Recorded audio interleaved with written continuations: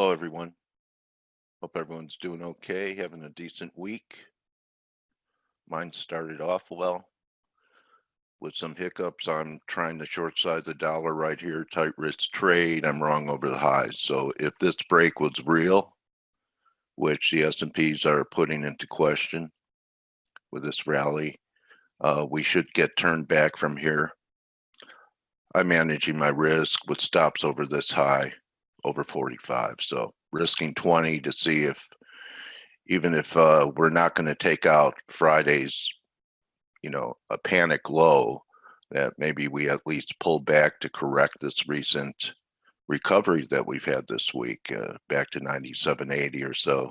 So really dollar at a critical juncture. We start getting through here, you could probably start looking for new highs over 99. Okay, so a similar picture in the yen. Even the yen looks a little weaker even than the Dixie itself. So this too is important.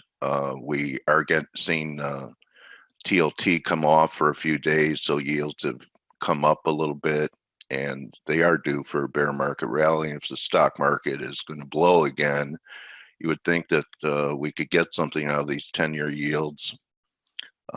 Actually was a divergence down here, 2 drives.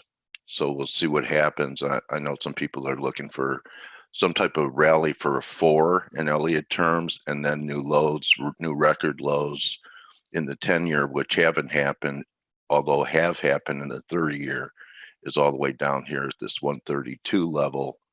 So we'll see what happens here. A pop here, what should happen if the market's going to blow and retest highs again.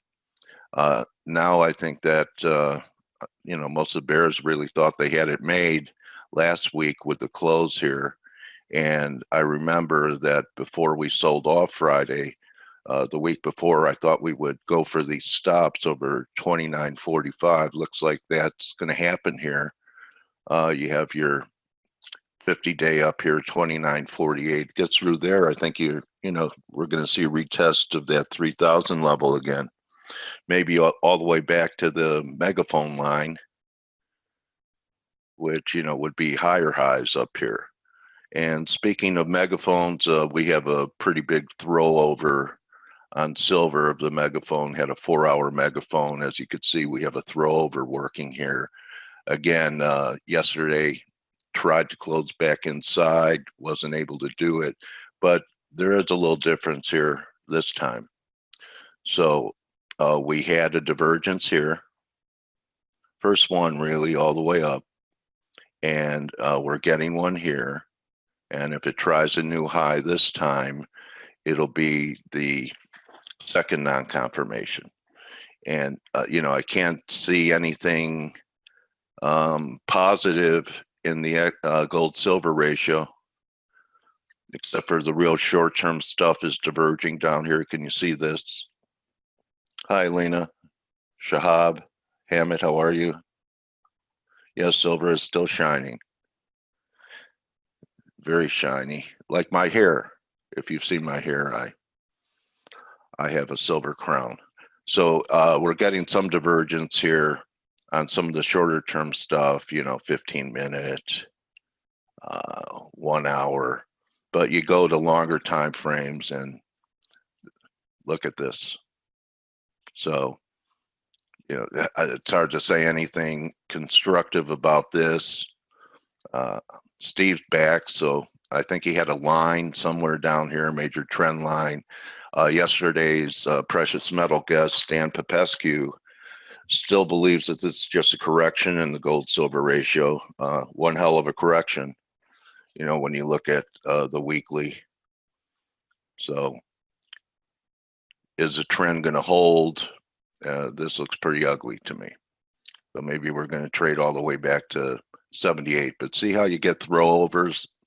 So you had a throwover here on the gold-silver ratio, but once it was back inside, that was it. So that, even though silver is shining today, if we get back inside, say it looks like 1838 or so, which it was a 61.8 level, you could have a pretty good shakeout, just like you had in the last throwover I showed you on the gold-silver ratio. Yeah, we have a nice guest today, Alex, mystery trader, very popular guy. And he also, oh, Ziggy says my hair is lovely. Thank you, Zig. You know, if I was uh, not a heterosexual, I'd move to New York and marry you because I love you, Zig. Okay. Anyway, so we have Mystery Trader with us, very popular guy, and he puts a lot of time. He's going to cover multiple instruments and should be great interview. Want to welcome all our viewers at investing.com. Of course, we're ForexAnalytix, and this free webinar is called FACE. And I'm with the best team that I've ever been part of in my career. It really takes the pressure off me because, you know, when I was solo, everything was up to me. All the ideas for the community were up to me, and I only have two eyes. Look at all the talented eyes I have to collaborate with. And you know what? It's available to you for a pretty reasonable price, and you can always just, you know, spend $1 to investigate it for 10 days and spend some time in the private members chat where Blake hangs out and Steve hangs out and Andre goes in there, and we have people that trade for a living, not just as a, you know, dream to become a trader one day and leave their day job. I'm going to leave you with this thought before I turn it over to Blake. A lot of people have said to me when, you know, I've been singing karaoke or I tell some jokes, they say, don't quit your day job, Dale. And I say this to everyone that hears my voice this morning. Don't quit your daydream. Keep dreaming, keep working hard, have a vision in mind of where you want to be, put up pictures of things that are your dream. The subconscious mind can do amazing things to have things that you see that make emotional impressions on you manifest without you even having to figure out how you're going to get there. So experiment with that a little bit. And remember that it's a long and winding road, and be patient with your, you know, you have to be patient in the markets to wait for trades. You also have to be patient with yourself on this journey. And you also have to be tough and be able to handle adversity without going fetal. So both of that, you don't know if you have faith till you need it. And you need to have faith in yourself when you're doing this. So what a great community for me to learn from. I teach surround yourself with traders better than you. I did that by joining the ForexAnalytix team. I've become better collaborating and hearing and talking about the markets with Blake and Steve and Stell and Greg and Andre and Amanda and Joe. So, you know, if it worked for me, I really do believe it could work for you, because I was at least an average trader before I got in here. And now I'm maybe a little bit above average. So consider investing in yourself, not just in the market. And the best way to invest in yourself is to find a winning team, and also a team that when they lose, they manage their risk so that you have ammunition left to be right with. And with that being said, great time to become a member of our community, because this is the last week of thin trading, and all the hedgies come back from the Hamptons next week, thank God, and liquidity will return to the market. It's going to be a very interesting fall trading season. So I want to thank everyone for their loyalty and hanging out with us. And with that being said, in this pretty thin and quiet market, except for things like S&Ps, I'm talking FX mainly, one of the best who I learn from every day when I hear him go through the markets. Blake, how are you today? Hey, good morning, Coach. How are you? Hanging in, bro. All right. Sorry, I've got the guys in my office are talking pretty aggressive. They're talking about Brexit right now. So I've got the volume up a little bit because we're just discussing like some of these options.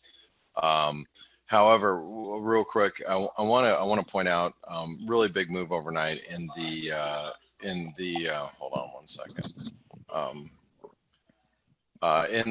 In the peso, and you can see this real big reversal from your weekly trend line.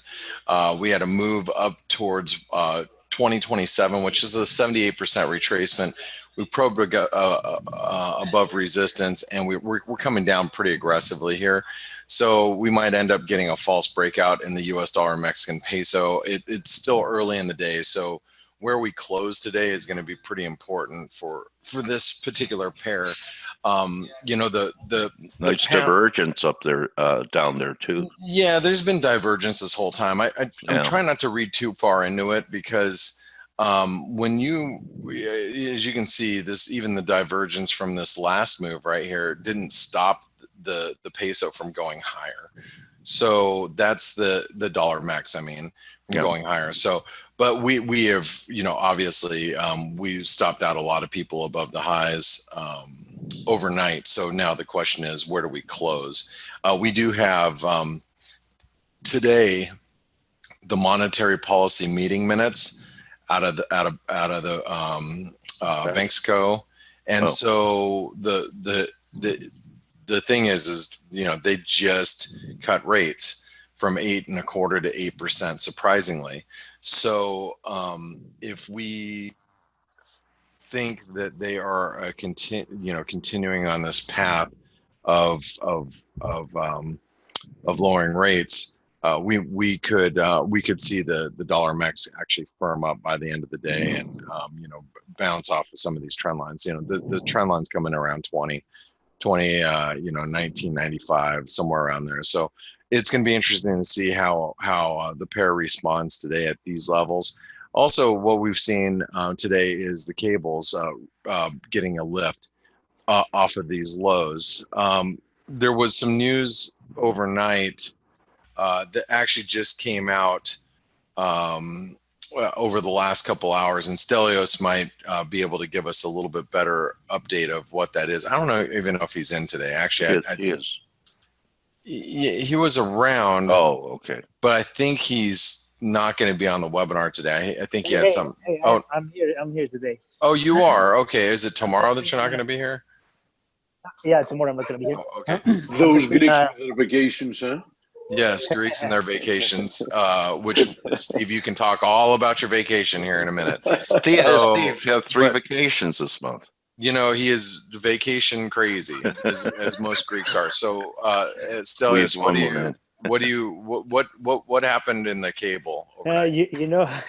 You have to excuse me, because I was supremely busy this morning, so I've missed it, whatever it was in terms of news. So if somebody else can help us with that. I have to go back and look. It was I heard that the Scottish Conservative leader quit, Ruth something, I can't remember her name, but I didn't hear anything in particular in terms of Boris Johnson, but maybe I just missed it. So my apologies for that. I have to go back and look. Hold on, Simon is writing something. Our friend Simon. Yeah, it was.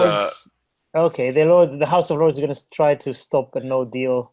That's right. That's right. That they're going to try to stop a no deal Brexit, and I think potentially introduce like a no contest vote for Boris Johnson. No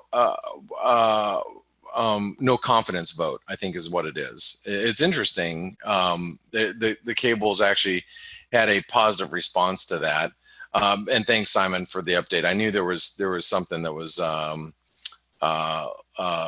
going on, and Simon said, "Yeah, the Lords are set to work all weekend to stop a no deal Brexit." And they're like, it's as you guys know, it's a continued mess in the UK. And I'll be honest, as long as we're below the 123 level, I can't be bullish, but I have to also admit that it's holding up relatively well. So, as long as we, continue to hold up, the risk is above 123. We get below 121.50 like this. Let's say what Simon just said is that, they're going to work all weekend on stopping this this no deal Brexit. And let's say it fails, that that idea fails, then what probably is going to happen is we're going to drop right through these lows. We're going to drop through this 121.50, and then that would signal that they were unsuccessful and just it ain't going to happen. Flip side to that is over the weekend. Excuse me, sorry. It's as most of you guys know, about 6 hours of sleep, it starts to weigh on me towards the end of the week. As you guys know, that if we break above this resistance at 123, that would signal to me that there's something more positive brewing in the UK regarding a no deal Brexit. So I'm going to let the charts dictate what I'm going to do here versus me trying to figure out what I want to do or what I think is going to happen. I think the cable will be very clear on telling us, where the market's got the potential going.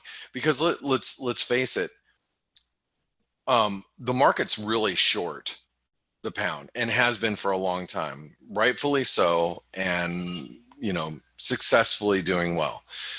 If we start taking out like some resistance, that is a clear technical picture that the market has tried to turn a corner. So it's trying to turn a corner, and that means that there's more positive developments happening regarding Brexit, and all the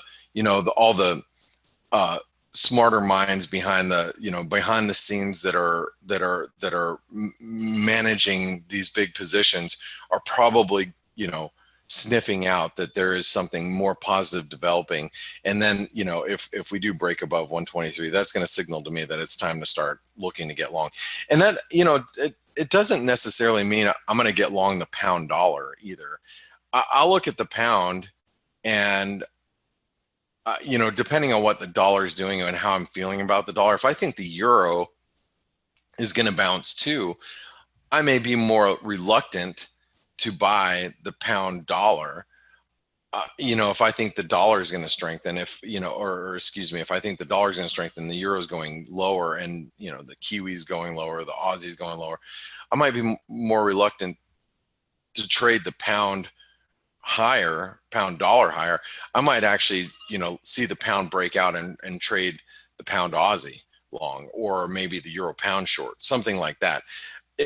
But I'm going to let this chart really drive how I'm feeling about the cable going into next week, because I think next week's going to tell us a lot. We're only 60 some odd days, 61, 62 days away from Brexit, from October 31st. So it's coming up, and it's coming up fast, and it's going to be here before you know it. So there's going to be some jostling of positioning ahead of Brexit probably pretty soon. All right. The euro dollar is still it's like dead in the water. We're stuck here at the 78% retracement. We've pulled back a little bit, stabilizing. We're not, I'm actually surprised the pound's been as weak as the euro's been as weak as it has this week. After the reversal on Friday of last week, I am surprised that we're down here and we haven't bounced. I have tried to play the euro on the long side a couple of times this week, unsuccessfully. So it is really, been trading heavy. Now, as far as the Aussie and the Kiwi goes, I'm going to point out a chart that I thought was really important overnight. New Zealand data was weak. I think it was business confidence was weak. The Kiwi sold off. We came within 5 pips of my entry order last night. I'm really irritated that I didn't get triggered. I had a buy order at 63.03, 63.01. I already canceled it. I had a buy order, I was ready to get long, and I was going to trade it as a counter trend bounce. If you don't know why, there's 161% extension here, 161% extension here, which means there's a confluence of support right there. Plus, I knew a longer-term 127% extension was just below. So I'm like, well, you know, it's very manageable risk reward if I got long. And so I did. And unfortunately, I didn't get triggered. So now I'm irritated that I didn't get triggered. And, you know, now what do you do? Well, the fact of the matter is the Kiwi is still beneath this trend line. And while we're beneath this trend line, you know, you've got to imagine that the risk is lower. However, if for some reason we start bouncing, you know, look, there's some positive China news overnight. Looks like that China wants to, you know, wants to talk. They're not going to increase tariffs on their end. So that's positive news for risk. That's why stocks are up this morning.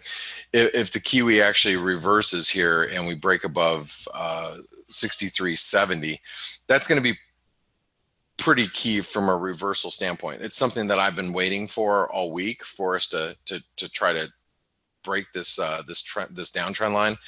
Will it happen today? I don't know. We came off some pretty key support here, so you know it is possible.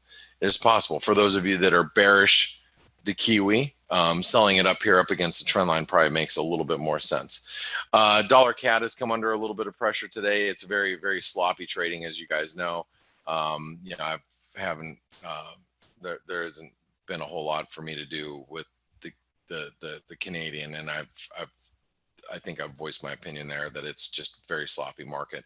The dollar yen is getting close to this. Well, we're at 106.30, which I thought would be resistance by the time we got up here, but into this channel resistance, but it actually is about 106.50 now because we got up here a lot faster than I thought we were going to get. And, you know, I am a little bummed out because I was long the euro yen yesterday. Risk was bouncing. Euro yen wasn't really bouncing. It was just kind of sitting there. And I'm like, I'm going to get out of it because it's not going up with stocks. And of course I get out of it and it starts moving higher. Just my luck. It was it seemed like it was like a slow reaction to the bounce and risk. But if you notice all of these yen pairs, we are coming up to some pretty key resistance. We got the euro yen up into channel resistance. Aussie yen's coming into channel resistance. Kiwi yen is almost at channel resistance. Canadian yen getting close to channel resistance. So the yen pairs are going to be facing some pretty key levels here shortly. So just keep that in mind if you are trading the yen pairs. It's kind of do or die for them right now.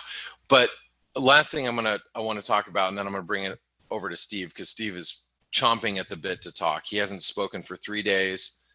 Oh no, he did. He even popped in on Monday on vacation to talk for a little bit. But so he probably is really, really salivating at the mouth right now to talk. So I'm gonna give him his opportunity here in just a second. But if you look at the S&P has rallied. We're rallying into some really key, what I feel is really key resistance. 161% extension coming into 29.30. Also trendline resistance. Probably, if I had to guess, is an 88% retracement of this move, and it is. So there's an 88% retracement coming in right here at 29.30. So before you get too overly excited about the S&P, just remember we are in August. As we were down here, multiple times, every time we've been down at these levels over the last month, you've heard me say the same thing. Guys, it's August. We're probably not going to sell off. We're probably going to bounce around through August. We are bouncing around. And we continue to do so. But also the fact of the matter is we're nearing resistance too. So try not to get too bullish on risk while we're up near resistance. Just as you didn't want to be bearish down here near support, you probably don't want to be bullish as we're up against this resistance either. Okay, so with that being said, Stelios is here today and also Steve is here today. So good morning, guys. Good morning. Good morning, Blake. Oh my gosh, it's Steve. What's happening, vacation man? Yeah. Ah, come on, that was 2.5 days, barely. Well, Yeah, welcome but that back. was Welcome back. 2.5 days of marital bliss without kids. So I bet you that Exactly. vacation was better than any vacation you've taken in the last 3 years. Yep, very, very true. So see, welcome back from this very awesome vacation. Stelios, I know you're going to be leaving on vacation again tomorrow. Yeah. I need to go on vacation again. I You do. really do. You know, and to be honest, and to be and to be, you know, forthright about vacations here, I have taken 2 vacations this summer. So, and that's one more than I usually do in a summer. And I was out of town for my son's Soccer training. Soccer training, but I'll tell you what, that was a far cry from vacation. I was in Podunk, Wisconsin, by myself in a hotel room, and with crappy internet, and the only thing I had to eat was Arby's because that's all it was on the corner, and so that was a far cry from vacation. That was more like prison actually for a week. So even though I traveled, so anyway, but I'm glad you guys are out enjoying yourselves. This is the time of year where a lot of Europeans and actually traders from all over the globe are out. The guys from my office have been, you know, in and out of vacation in the last a couple of weeks as well, and in the Hamptons and whatnot. So I get it, and I hope you guys enjoy it, because starting next week, we start buckling down and getting ready for the fall season. I think this is going to be a really, really impactful and volatile end of the year. I think we're going to get some good moves. So let's all pray that we do. And I just want to say welcome back. So Stelios and Steve, I'm going to pass it over to you guys. Dale, thank you very much for being here. And guys, just remember, if you like what we do here and the analysis we provide, make sure you visit Forest Park FX. They will help you find a brokerage firm that fits your needs, and they're so in line with what we do, because they just want you to succeed. Because if you succeed, they succeed. They'll just help you find a broker that's best suited for you, and then also it'll help you participate in the reimbursement program where you can possibly get ForexAnalytix for free. So with that being said, I'm going to pass it over to these gentlemen. Good luck, Blake. Thanks. Have a great trading day. Okay, so we have US GDP in a couple of minutes. Before that, 2 things to talk about. One, we had German CPI came in negative month on month, down to 1.4% year on year. So inflation is dropping in Germany, and it kind of makes sense because we've seen leading indicators turning lower. Yeah, turning. And now the lagging indicators are going to follow. So worth keeping an eye on that. Now, the other interesting development has been in Italy, where, if you guys remember, we're talking about Salvini, the head of the Lega Nord, which has now surpassed the Five-Star Movement party in polls by quite a big margin. He tried to force elections, and it actually kind of backfired, because one thing he did not bank on was the Five-Star Movement party teaming up with the Democratic Party. Now, this is not it was quite an unlikely alliance, because they've been quite you know, these 2 parties have been enemies for some time, but they agreed. Yeah, it's politics. When the time comes, we saw this in Greece as well, a far right and a far left party forming a coalition. When the time comes, you know, things can change, and they have actually agreed to form a coalition government. So Salvini's Lega Nord is out of the government, and it's really backfired on him. You know, what's going to happen, we don't know. The Italians, they seem to change governments every year or so. That's what I wanted to say. Someone tells me that this is not going to be a government that's going to live forever. Most likely the exact opposite. Who knows? 6 months, 9 months. They've agreed they're going to have a Conte to remain as prime minister. So you know, a very interesting development, and the euro actually not doing anything on the back of that. Maybe it was, I don't know what to make with it. But anyway, that was what happened. Let's have a look at GDP, which is coming out now. Let's have a look at it. Yes. 2%. Okay. So in line with percent as expected. 215. Yeah, everything as expected, actually. So the market should not really produce any big reactions, and we are indeed not seeing any. Stelio, I guess you spent a lot of time talking about Brexit developments yesterday, right? Which we've been talking about it every day, yeah. Of course, of course. A little bit here and there, yeah. Yeah, of course. I mean, unfortunately, it doesn't seem that like this saga is going to be over soon. Let's at least hope that, it's somewhat going to come to an end, at least, the preliminary phase at the 31st of October with whatever Boris Johnson has done. The chances have increased somewhat that, we're going to get something happening by then, although there are several days left for the parliament to be on and active. So I'm guessing that there is still a chance that they might do something to try and backstop the possibility of a Brexit at the 31st if there is no deal, which there is a big chance that there's not going to be any deal. Anyhow, whatever. Yeah, exactly. That's the word, whatever. I mean, yeah, I was reading yesterday, I was on Twitter somewhere, is saying that some sources were saying that Boris Johnson is telling the Europeans, look, we really want to make a deal, but, you have to compromise and all that. It's like, come on, just do whatever you need to do, get, either way, finish it, and then we know what we're dealing with. This thing is just so frustrating for months now. Yes, it is. It is extremely annoying, and obviously the pound is going to remain hostage to whatever is up with the negotiations and whatever. And there's nothing we can do about it. We just monitor, see the technical levels. I see the same descending channel that Blake does. Obviously we're going to get some movement, as he mentioned, following the weekend. And it is very likely, as long as we remain, as I've said it before, the big technical level here is 123.73. It's the previous low. As long as we remain below it, we have to respect the fact that the pound, the cable in this case, remains in a downtrend. So the path of least resistance, until proven otherwise, indeed remains to the downside. So it is what it is, and we have the gappy as well.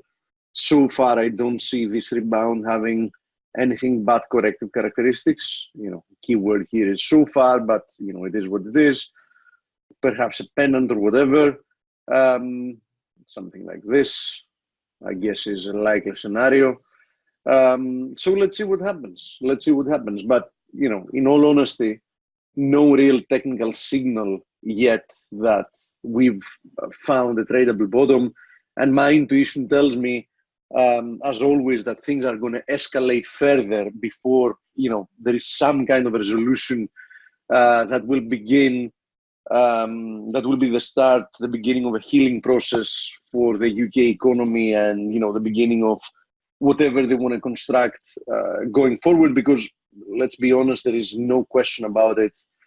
A Brexit is a process that is not easy at all. That's going to be damaging to several sectors. Now, can they build on something better going forward? Yeah, there is a good likelihood. I mean, British people have been resilient and resourceful for, as long as we remember back in history. So, if they can definitely end up managing, the country, but it will take some time. It will take some time for sure. Well, we have 2 months left for them to figure something out. I'm not very sure they're going to figure out something until then, but something, no matter what, I think it's better than, what I've mentioned multiple times as a death by 1,000 cuts, right? I mean, yes, get it over and done one way or another so they can start building on whatever comes, starting the next day, brick by brick, build on something, new, a new, model for the economy, or do the necessary changes, go through the process of building new trade relations. It is a big process for sure, but I'm pretty sure they can, they can manage given time. And now what is going to end up being the final cost, I think nobody can assume. But one thing as traders we can definitely assume is that at a very big extent, now nobody can be certain, is it 70%, is it 80%, is it 75%, whatever. I think that the market has priced in the possible negative side effects coming, right, Stelio? So it's not like yes, even the worst case scenario can really devastate the pound. I mean, I don't think we can the closer we get to the date, and if they don't come up with a way to postpone once again, I think that the pound is more or less will have settled to a level not far away from a low it could find even following a disorderly Brexit. That's what I think. Yes, that's one of the reasons why I'm short euro sterling, euro pound, because I think the market's pricing way too big a chance of a no-deal Brexit. And obviously, if it does happen, there's going to be a spike lower for the pound for sure. But absolutely, yeah.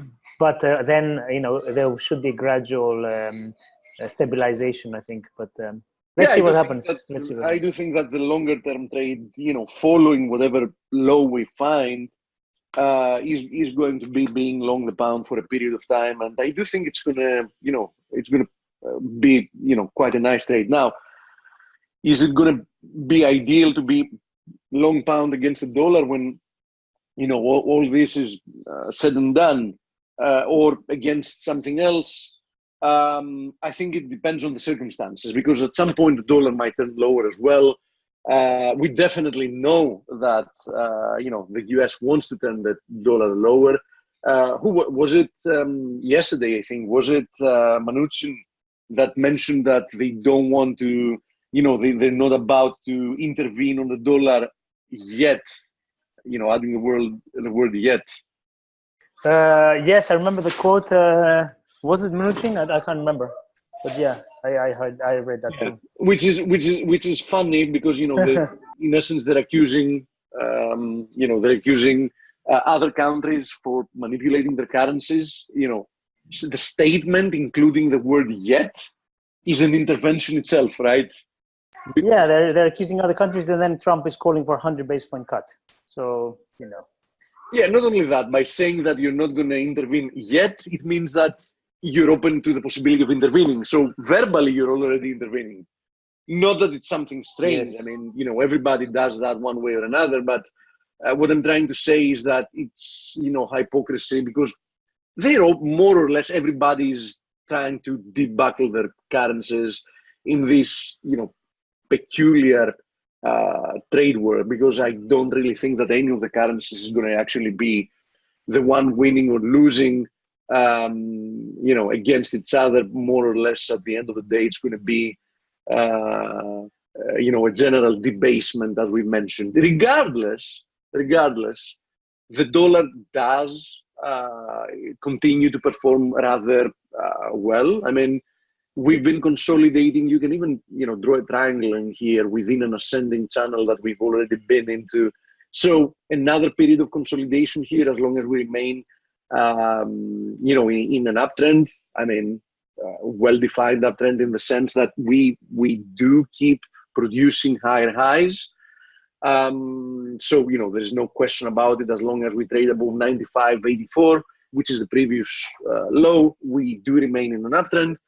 Obviously, on the other hand, somebody can easily notice that there is no real upside momentum. I mean, the trend is barely higher. I mean, it's mostly horizontal with, eventual creeping higher moments. Now, the more we consolidate given the trend, the higher the chances that we're going to have another move higher. That is a fact. And as I said, 95.84 is going to be a critical level. Now, if you want to catch a probable short earlier, I think that this confluence of supports, the confluence of this ascending channel you see here in blue, its support passes currently from 96.40. We have the 78.6 at 96.50. As you see, there is also horizontal support resistance area at the same level. So 96.40, 96.50, quite a critical support. Then below that, we have the previous low. And if we actually take that out as well, I do think there is going to be, an escalation in whatever sell-off has begun to bring us there. But until that happens, there is no short-term trend. There is no question about it. And the longer-term trend remains higher. So, that is the fact. And I think, trying to jump the gun while we're in the middle of the channel consolidating one way or another is more or less like trying to flip a coin, and, flipping coins is not or shouldn't be the business in which we are. I mean, there are two reasons why you would take a trade, in my opinion. One, there is not a high probability chance of something happening, but there is an amazing risk reward. Two, there is a high probability of something happening with a decent risk reward. Any other combination of scenarios between, provided risk reward from a trade and probability should be avoided, because as traders, we should either be looking to take the high probability trades or the lower probability trades, as long as the risk reward is vastly superior to the actual probabilities of, whatever it is you're trading happening. Okay. Now, having to do with, I left this month 3 times for vacations, and not really much has changed having to do with the S&P. I left when the S&P was dumping lower.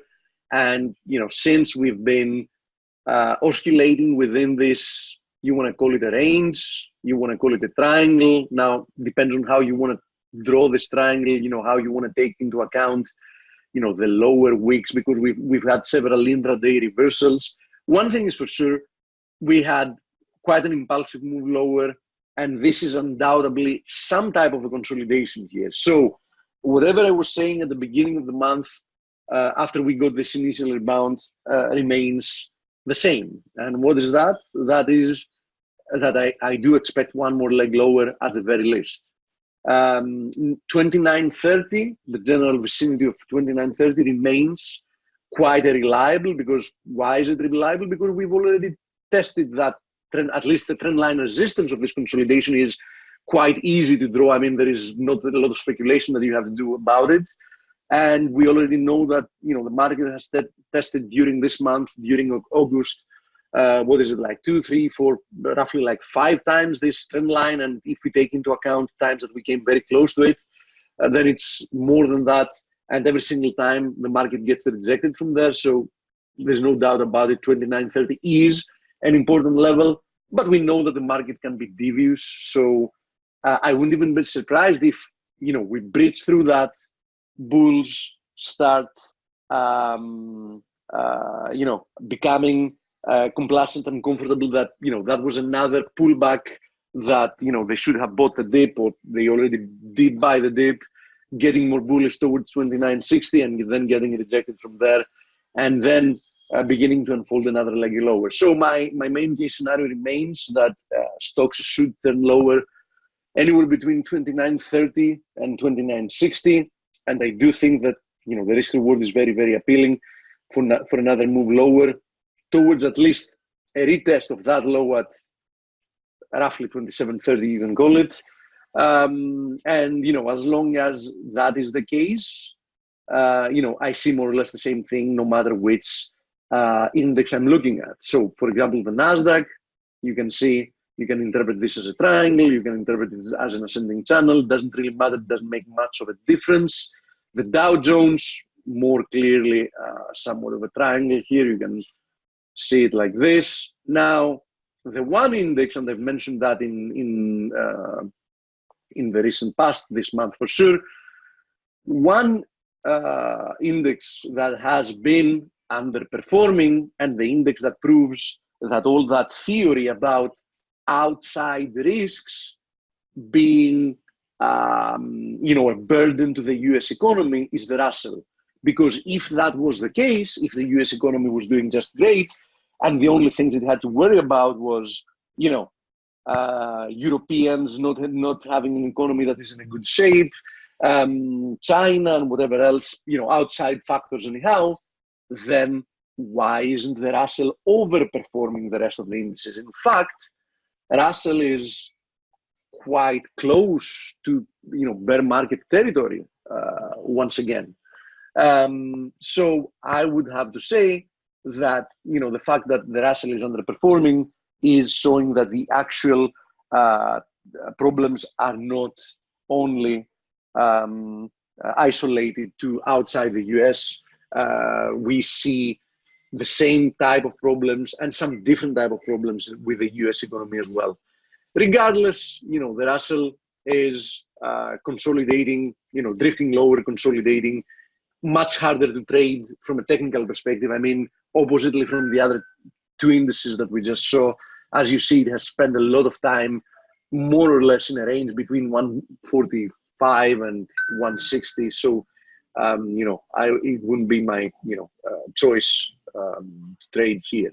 Now, the DAX, though, is quite more interesting, especially today. I wanted to mention the DAX, and the reason I wanted to do so is there is a very decent likelihood that it is also consolidating here in a corrective move, and that's going to get resolved with downside, in which case we're talking about an ascending triangle here, a flat top triangle, you can call it whatever you want.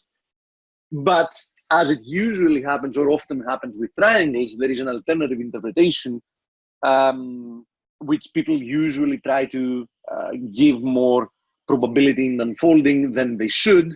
I've mentioned that in the past.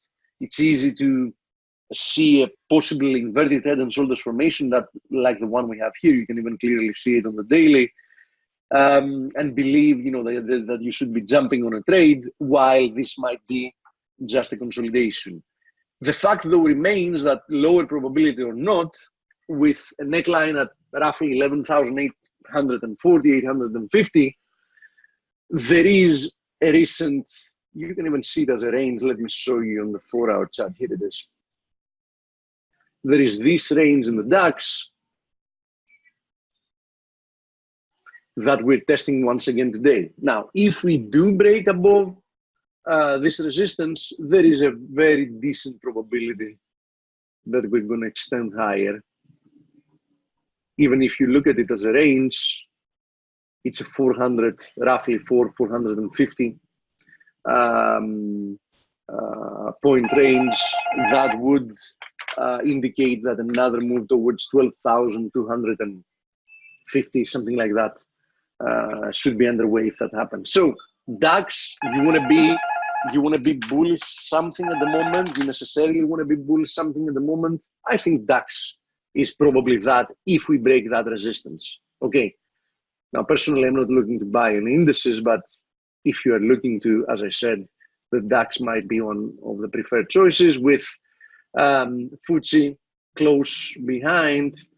I don't like the fact initially this looked like a nice continuation triangle, and we did have a new low from a daily closing basis, as you see here. Was that enough to satisfy, one more low? Theoretically speaking, it could be. So if we reverse higher and break above this trend line resistance, we might also extend. There is also this horizontal support resistance area at 7,200. Above that, the FTSE might also, do well to the upside. So some divergence in the potential for the next few days between the European and the US indices, that is something to take into account.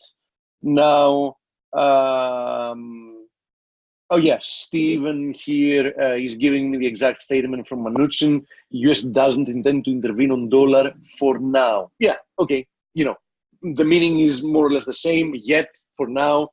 But what that does as a statement is that it definitely doesn't close the door to an intervention on the currency. Otherwise, he wouldn't add the for now part. Now, I'm going to go through the metals. I know all of you always ask me for the metals. Silver is still signing, as Hamid was saying. And yes, indeed it is. But you know what is signing more than silver today, Hamid? Platinum.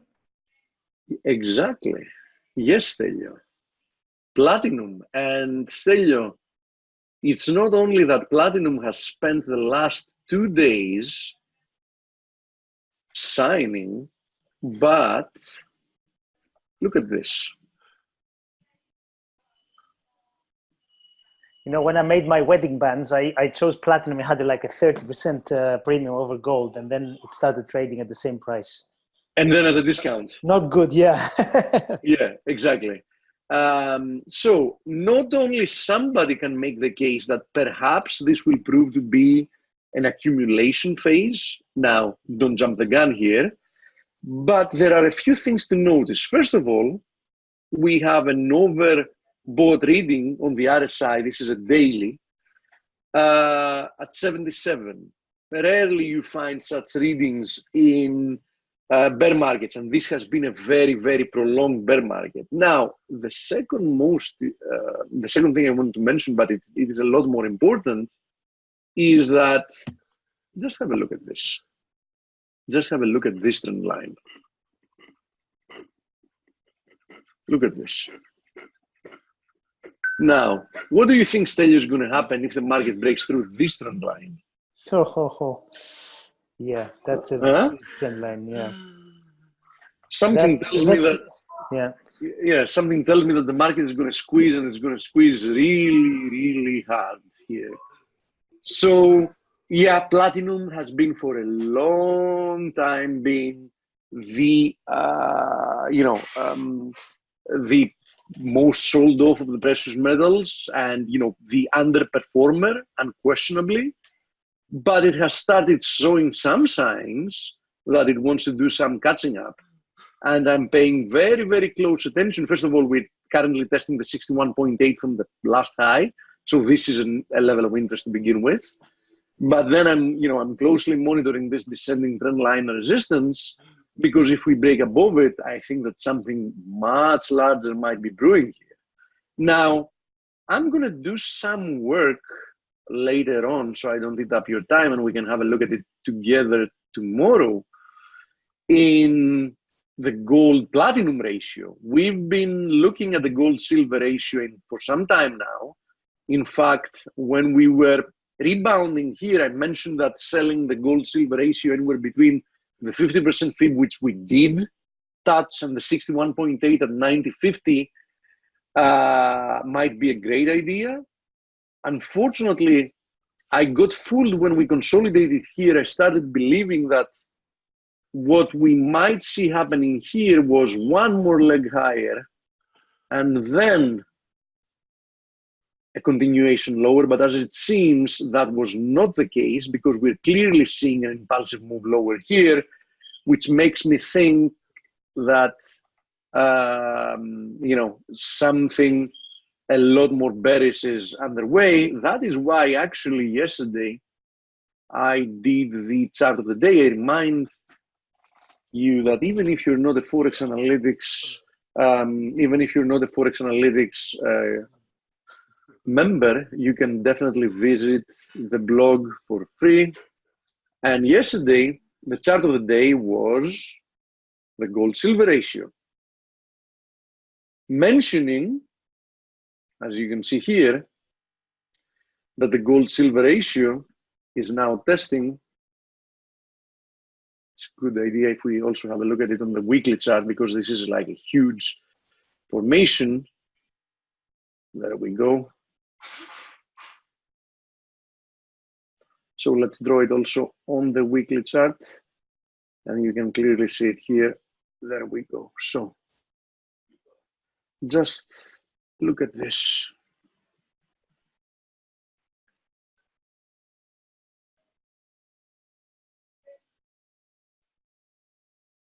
Nice ascending wedge with that beautiful overthrow. Very usual characteristics of wedges, having an overthrow before a reversal. And look at those two weekly candles, for example. Massive. Massive. And what we're currently attempting to do is break below this ascending wedge, which dates back to 2011. There it goes. April 2011, we found that low. So you don't need to be a rocket scientist. You don't need to be a technical analyst, an expert technical analyst to realize that there are huge implications in a possible breakdown from this ascending wedge. Also, have a look at the weekly RSI, which is currently trading below 40, which is something we haven't seen since 2016, summer of 2016. So, add all that to the mix, and I think that you should be paying very, very close attention to the gold-silver ratio. Now, why would you be paying close attention to the gold-silver ratio? And I said before that I'm not going to do it now. I'm just going to have a brief look at it because I'm pretty sure that now we've started having a massive reversal. Here it is in the gold-platinum ratio as well. So look at this, ascending wedge, then we went above it. Another one here. Just look at this.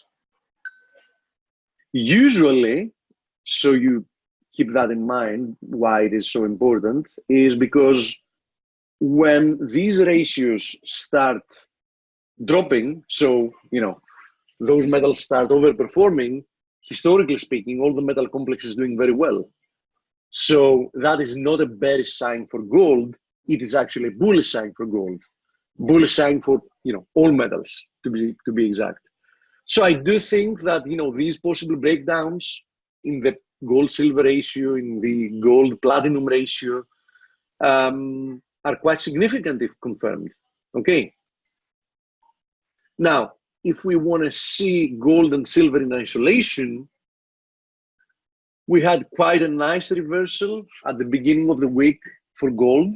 And so far, that has held. I mean, we're still trading below the highs at 1555 that we saw, was it on Monday? So we still haven't surpassed that. Now, the fact that this reversal was not enough to push the metal lower yet, the more time we spend consolidating, the higher the chances that it's actually going to get resolved to the upside, and this, horizontal resistance area was just enough to stall the upside. Keep in mind that if that's the case, if we do break above like the 1550 area, the next area of resistance is at 1587. So, there's another like $36, $37 of upside here, which is, not too little. And here is silver, which has literally gone vertical. It's nice drawing channels because you do understand when a move is very impulsive, when something like this happens, when you have, let's say, an ascending channel in this case, and then the price goes so vertical that despite being in a steep ascending channel, it has to break through it, as it accelerates. Now, keep in mind that silver has, has performed amazingly since the end of May. But at some point, we're going to get some type of a pullback. And keep in mind, that's why I'm showing this, that as gold was on major resistance and it has remained in major resistance since Monday, silver has now made it to major resistance itself. You can see that this horizontal support resistance area dates back. As I'm zooming out, you can see how many instances we've had that this area has produced a high or a low for a few days. Then it finally broke down. Then when it retested, produced a high. Then we broke above it. But when it retested, acted as support, resistance, and question mark, resistance again here. It is a likelihood, at least, in the short term. I mean, if for some reason you like doing the exact opposite of catching falling knives, this is the area to do it. I'm not going to be doing it because, speculating that it's going to reverse because it's a resistance area is not my type of thing. I want to see confluence of factors. So, if we do see, let's say, some kind of a big candlestick reversal on this resistance, also knowing that sentiment and positioning have started, tilting a lot to the other side because, for a long period of time, silver, traders and market participants were very, very pessimistic on the fate of silver. Now, don't ask me why. Don't ask me why somebody would want to believe that there is a lot more downside from $14 for a commodity precious metal that has actual applications in the real world and scarcity, because as I've said, scarcity on its own doesn't mean anything. Scarcity on something that is actually viable, that means something. Scarcity on something that is worthless doesn't mean anything. But in this case, we have both characteristics combined, which is needed. It's rather scarce, in comparison to a lot of other materials on the planet, and it has a lot of actual real world applications. Not to mention its role as money for thousands of years. Yes, Coach? Our guest is asking for a personal link name or a meeting ID. He's having a hard time logging in. I don't know why. I've had this problem all week. I've had 2 people bumped this week, and now he can't get in. Okay, let me have a look. A meeting ID, you said? Yeah.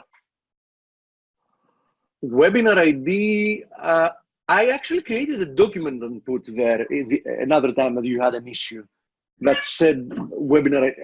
Anyhow, I just found it. Let me put it on Skype for you, okay?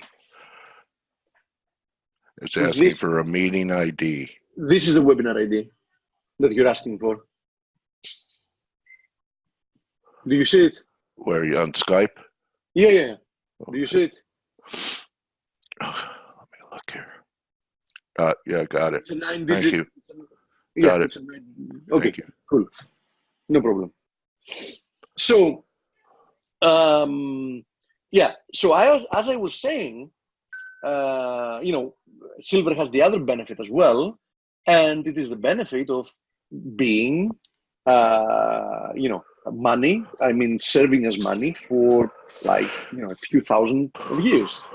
So this is something that you should take into account. In fact,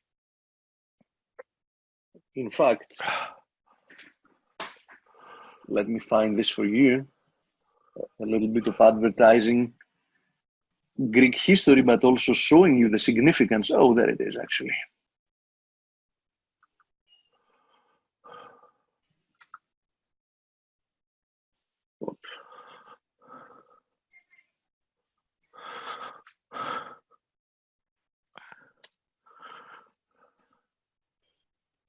These are gold jewels, and somewhere there I have coins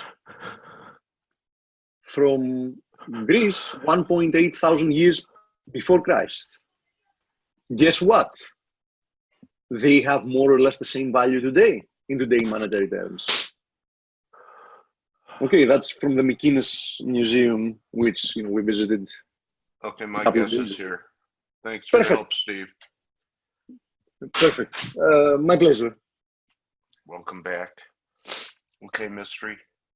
I'm going to promote you. I'm going to stick around, Coach. Okay. To see that. Yeah, I see that he's now on the list. Yes, I just unmuted you, Alex. Yeah, he seems indeed unmuted. So you're going to have to choose a mic, and then you'll see a green box for a screen share.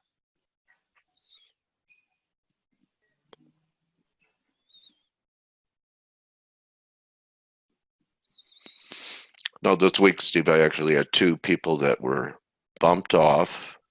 When you say bumped off, can you be more specific? No, that's all they gave me.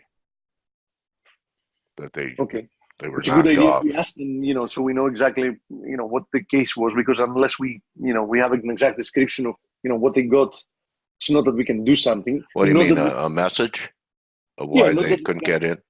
Not that we can actually intervene in Zoom. As you know, Zoom is a very big listed company. They have this product, literally ttens of thousands, hundreds of thousands of people use it around the globe. It's not that it's our, our proprietary platform, that we can, custom manage in any way. I mean, we have some ability to do some things, but not, change its functionality.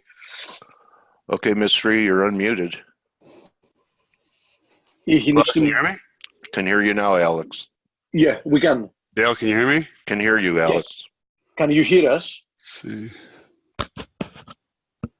Let's make sure he can hear us, because he also needs Hello? to select. Hello? Yes, we can hear you. Can you hear us? We can hear you. Hello?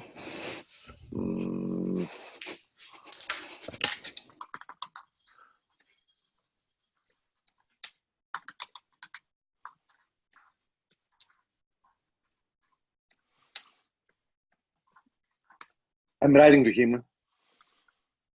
Hello, can you hear me? Yes. Yes, can you hear us?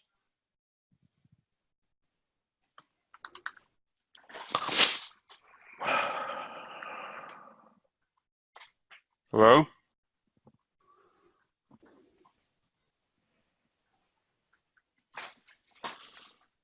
You there? Yes, we are. Okay, sorry, I had some audio issues. Apologize. Okay. How's it so going, Dale? can you- How you doing? can you hear us Okay, now? you could hear us now? Yeah, I can. I don't know. Typical Perfect. technology. Okay. Okay. Perfect. There's also a screen share, Alex, the green box. Yeah, let It'll me say hit that share. right now. Hold on. Hold on, let me see. Okay. It's a little green box that you Yeah, that says share. share, and then it'll show the screen, and then you take it. Okay, here we Just go. scroll your mouse over the drop down. There we go. There we go. Okay, Alex, welcome back. Thank you. Good to be back with you, Dale. Well, I figured we'd put you through the ropes because I know how much you like mystery. So it was a mystery to be able to talk to us and present today. So I really love your work.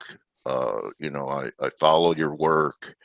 You're a very hardworking, talented, technical trader, analyst, and I'm going to shut up now and listen and see what you're looking at now as we wrap up the summer and heading into what I think is going to be a very interesting fall trading season.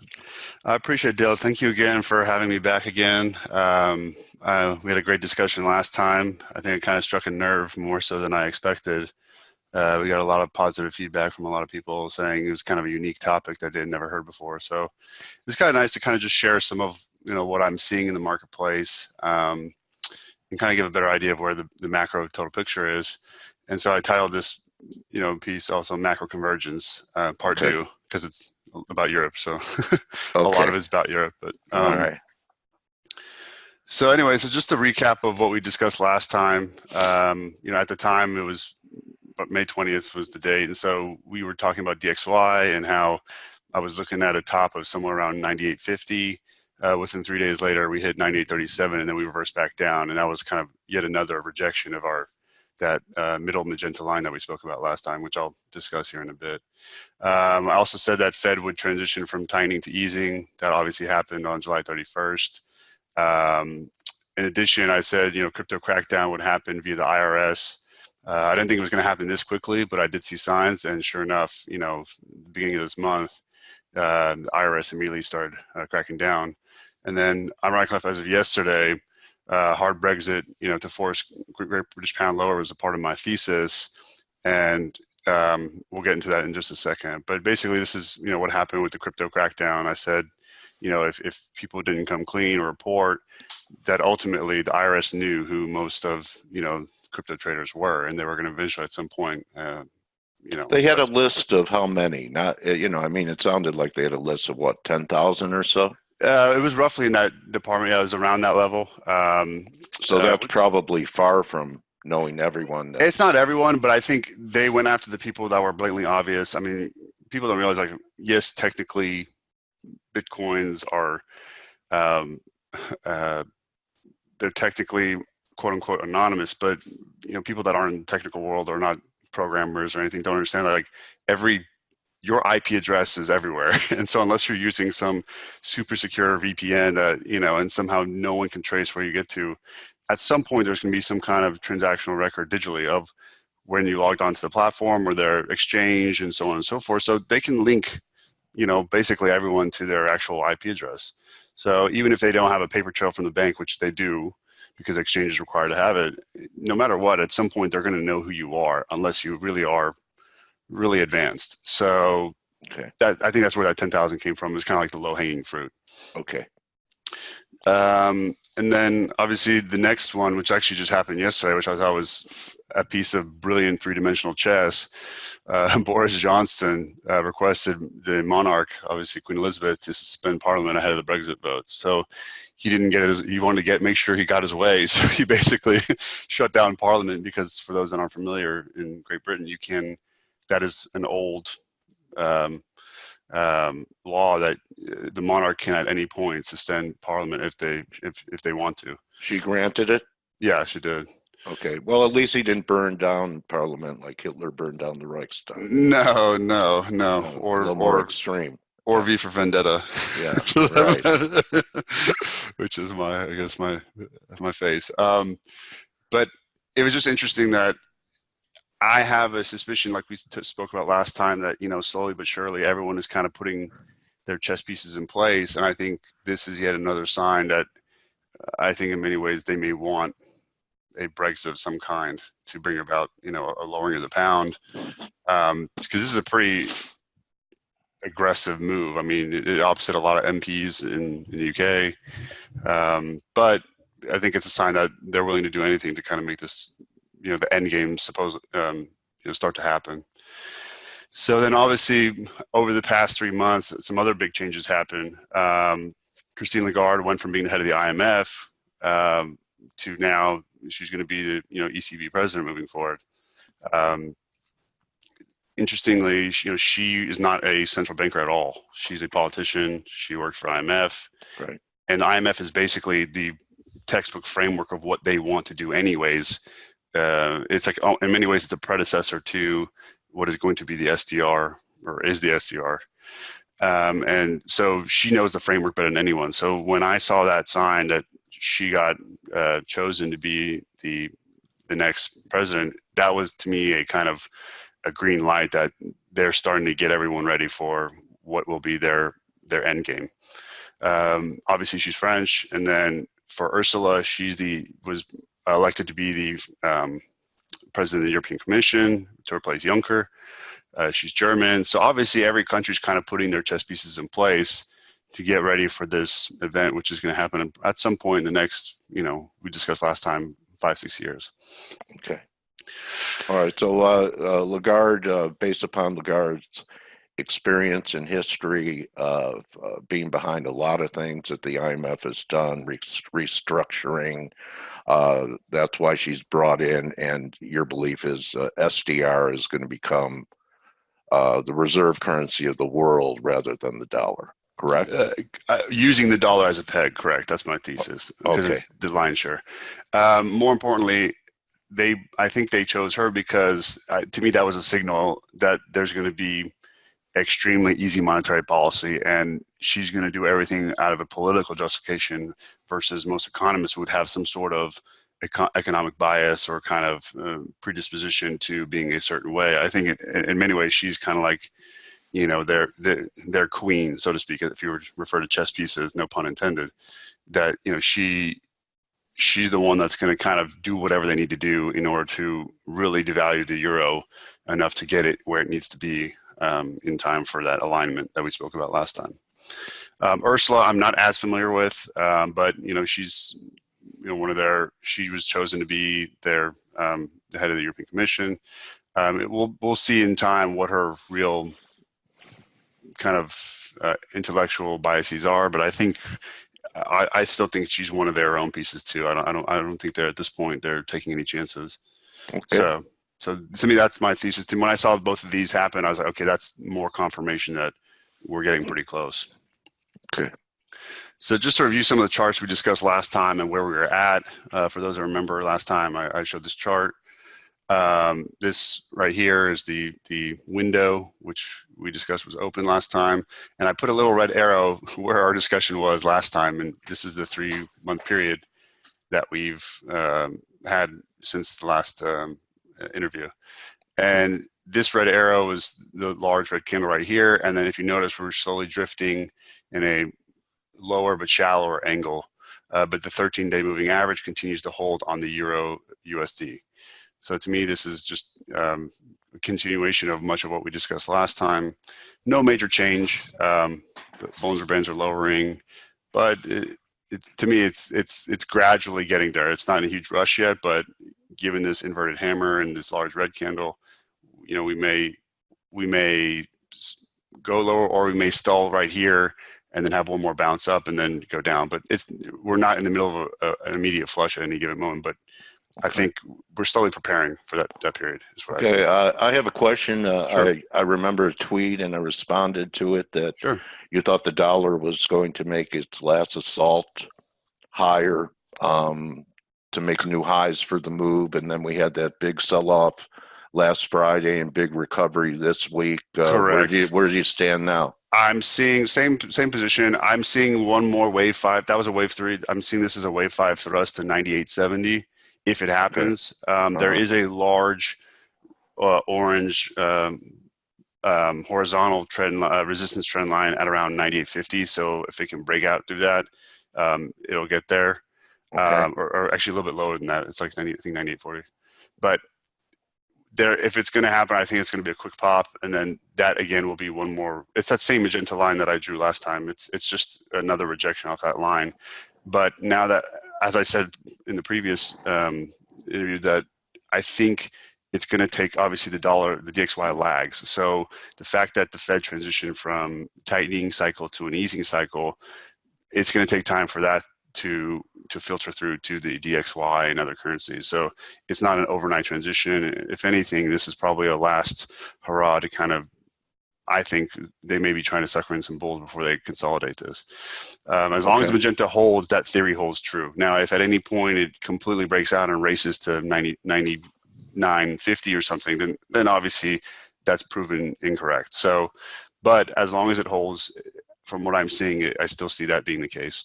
Okay, thank you. And then here is the Great British Pound. Oh shoot, I apologize. There we go. There we go. This is the Great British Pound, and this red candle, large red candle here, was our last meeting. And when we discussed it, I said it was going to go down to the green line, which it did, and we're most likely probably going to get some sort of a bounce. As of right now, I'm starting to see a support here. For those who've been watching the pound, notice it bounced the last couple of days, or last week or two, I should say. That's where this green support trend line is, and it goes back all the way to 2017. Does it bother you at all that it's so pat that the pound's going to go lower because of what's going to happen in 2 months? Does it bother me? How so? Well, that it's just such an obvious trade. Brexit's going to be bearish for the pound, so just be short before Brexit and you'll become rich. I still don't think people really think it's going to happen. I think a lot of people are in kind of denial, cognitive dissonance. They're so close to it, they think it's so impossible that they're just not preparing for it. Okay. I don't think it's in the tape yet, to be honest. Okay. But last time we bounced, there was one big bounce, and then it went lower. If you notice at this bounce, the lower Bollinger Band was right at the green line, which provided a huge support. So I'm wondering if this is also going to play out again once more, where we bounce off the lower Bollinger Band up into a 13-day moving average rejection on the monthly, and then we move back down. If that were to happen, this was, I believe, 1, 2, 3, 4, 5, 6, 7, 8, I think 9 or 10 candles. So it was 9 months. So I think if that plays out exactly the same this time, we still got some time as far as potentially having another bounce. Now, again, it could just flush straight here. We don't know, because the vote is only in 2 months. It's in October. So this may just be, it may not play out exactly the same. They say history never repeats, but it always rhymes. It doesn't repeat exactly, but it rhymes. What would it be rhyming with? Same general kind of bounce, rejection, and then move lower. Oh, I thought you were talking about Brexit, because I can't think of a historical economic event that rhymes with it. I'm sure there is if you go back far enough. But to me, I think there's also never been an attempt to truly create a one world government either. So this is a rejection of that, much like. Oh, Rome did, Babylon did. Yeah, but I'm saying in modern times. Oh, okay. Well, I just. Yeah, I'm not talking about like ancient empires. It's a different story. Well, you know, I'm old. Yeah. Yeah, you were around during the time of Julius Caesar, weren't you? Yeah, I left Rome for when the hordes came. I went to Saxony because I knew the Brexit was 1,000 years from now. I don't blame you. But it is interesting to note that MACD is starting to cross over bearish here. Stocks are starting to do a double dip. Whether similar to last time it goes and it stays lower sustained, then this flush would happen. But right now, we just don't have enough data to we really need to see what happens at this current level here that we're at right now. We'll see here probably in the next 3-4 weeks. And then on the pound euro, last time we spoke, remember we had that major 50-day rejection on pound euro and on the monthly 50-day, and then it was this large red candle, and I said it would revisit the orange. Sure enough, it did. And then what happened here? It hit the orange support, and then it bounced up, and it's holding it as we speak. So, exactly like as the charts indicate it would. That's what it's doing. The MACD. Why do you pair it that way instead of the way it's paired on? Most platforms, euro pound. The reason I do that is because, like we discussed last time, the pound needs to fall faster than the euro, and so by doing it the inverse this way, it lines up with the other charts, and they're all facing the same direction to the parity window right here. Okay, got it. It's just more from a kind of confluence standpoint. It's easier to visualize it. Okay. MACD is doing a very similar thing across bullish, and then it had one pause, and then it went back up towards the center, and then went back down. So the pound euro chart indicates it may hold this support and then have some sort of a relief rally. Mm-hmm. The lower Bollinger Band is higher than the orange support trend line. And anytime a Bollinger is higher than a support level, usually that level will hold because the lower Bollinger Band kind of acts as a support. It just doesn't want it to drop below that. Other than that, pretty standard, what we discussed last time. I think, we'll get this. Last time there was 3 bounces on the orange before it failed. This time we've only had 2. This is the 3rd one. So we're probably getting closer. But it's still going to take some time. I don't think it's going to happen immediately right away. My target is still 2021, 2022, somewhere around there. Okay. Here's the dollar chart we discussed last time. You can see the magenta line right here that I'm discussing. Last time we met was right here, the red arrow. And at that time, the magenta was at 98.50. Now it's around 98.70, 98.80. So you can see right now we're putting in a red hanging man. It's trying to get up there. Yeah. But we still have a little bit more time. Could it break through? It's obviously always possible, but I still think at some point, I think this is sort of a trap of some kind. I still think given the flat MACD here, which is very similar to here, the similar shape of the stochastics right here, that I still think we're in a kind of a pause and consolidation period. I like that magenta internal line. Yeah. What do you call it? Do you have a label for a line like that? I call things like that speed lines. What do you call them? I don't have a specific label. It's every major bull channel will have some sort of a center line in it, whether it's pitchfork does. Yeah, exactly. Yeah. And it's not exactly halfway. Sometimes it could be a little bit higher, a little bit lower than the true center. But in general, almost every bull or bear channel has some sort of center line in it. That's just normal market action. I don't see that out of the norm. So this is basically just a continuation. I said it would have a couple more rejections. This one does have to reject and then start to pull off in order for the consolidation thesis to happen. It's not fully confirmed yet because it won't until the 13-day moving average fails on a closing basis. But for now, we're still kind of in this wait and see as the Fed transitions. Because if they actually do start to go deeper into the cutting cycle, and this is not a true one and done, which I don't think it is, at some point it's going to have an effect on the currency. And then the one thing we didn't really get into last time was bonds. So here's the U.S. 10-year Treasury bond, and when we met in May, let's see, it would be right here. So it was this candle right here, and from there, we went from right over 2 down to about 1.4. This 1.4 is a hard support level. I think it's going to hold for a couple reasons. One, the stochastics, my custom stochastics are at a 15-year low. It's actually longer. It's over 20 years. It's extremely oversold. What if it doesn't? Where could they go to? The reason why, I mean, if you look similar, so this cyan box right here, this light blue box, is very analogous to the 06 to 07 period of the last major market top. And if you look at the pattern, the 2 red vertical dashed lines, they had multiple red arrows, 1 white small doji, and then 3 more red arrows. If you look, it's almost the same exact pattern, multiple arrows, a narrow doji, and then a big red. I think, and then it overshot the lower Bollinger, then it bounced back, then it had it put in a inverted hammer, and then it went back to do another hammer. So I think it bounced and then collapsed again. Correct. So I think that's what we're doing. The same thing. This 1.4 is kind of acting like that. But given this indication and how we started at 5.1, 5.2% on the 10-year before the last recession, now we're starting only at 3.2. So we lost 2 full percentage points of less ammunition or less buffer going into this market correction, which at some point is probably going to happen here soon. Okay.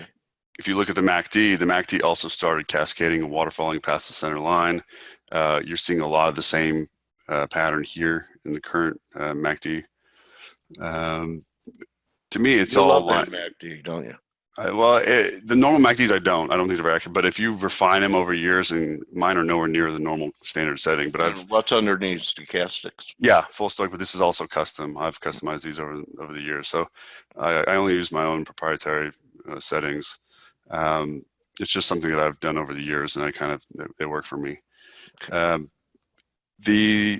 But to me, if you look here, it bounced up and then went back up into a 13-day rejection after the 1350 cross. See here, this is the 1350 cross up here, and then we just also had a 1350 cross right here. So the periods are almost identical mirror of one another. You bounced into a hard support, which at that time was about 3.2. Ironically enough, that low is the same as the most recent high. It's the same level. And then it went into a 13-day rejection and rejected multiple times, multiple months in a row, and then it flushed through. Given this pattern, what I'm seeing, I don't think 1.4 is going to hold this time, which is crazy to think that a 10-year would go below that. But I think this time is actually very different for multiple reasons. But the most important is never before in human history has there been more countries with a negative yield than there is now. And that global negative yield escalation is putting excessive pressure on the long end of our curve, because basically everyone else in the world is rushing into our treasury market trying to chase yields because they want to be positive. They don't want to be negative. Well, is the rest of the world going to reverse back to at least 0 rates instead of negative, or are we going to follow into negative? We're not going to follow into negative, but we're going to be pushed to artificially depressed all-time lows. So I think we will always be bonds above. Have already done that. Well, I think we can go true, but I still think we can go lower. And I think the reason for that is, like we discussed last time, in order for the dollar to be the peg of the new global currency, I think it's going to have to be the one left standing that's still above in positive territory, just because it's naturally going to be supportive of the dollar. And that'll again will serve as the peg. Is the new peg going to be happen with a major devaluation of the dollar? No, I actually think it's going to be a major appreciation, because we still need pound and euro to approach and pass parity. They need to drop below 1. Oh, that's right. I remember that. Yeah. So by them dropping below 1, the only way to get there is if you look here, the only way to get this massive ramp up, this kind of massive ramp up, is some kind of Eurozone crisis or Eurozone, whatever it may be. That will also help their exports, or at least they think it will. So to me, I think there's a lot of pressure for political reasons for euro to devalue. Great Britain as well. I mean, their economy is obviously suffering more so relatively than the U.S. So this de-dollarization move that's happening, I had a guest on yesterday that, Sure. the go-to-loan American philosophy of the current administration is speeding up that process, and a lot of precious metal bulls think it means the death of the dollar. And I've heard that the SDR, when it's set up, is going to be based on a formula of debt against GDP, which means the dollar, when they set up this SDR, is going to be substantially lower. But you think it's going to be substantially higher after the reset? No, into the reset. Into the reset. Going into the reset. Okay, after the reset then. No, going. Correct. Before you get in, and I'll get into the discussion about gold at the very end, because it actually does tie into that. But for now, I'll just say that in order to bring about this event, they need to create the right conditions. And the only way to create the right conditions is to push pound lower, pound euro lower, and euro dollar lower. Because again, that's the bulk lion's share. Okay. A few of the other currencies, like Aussie dollar, since last time, has been even weaker than I anticipated.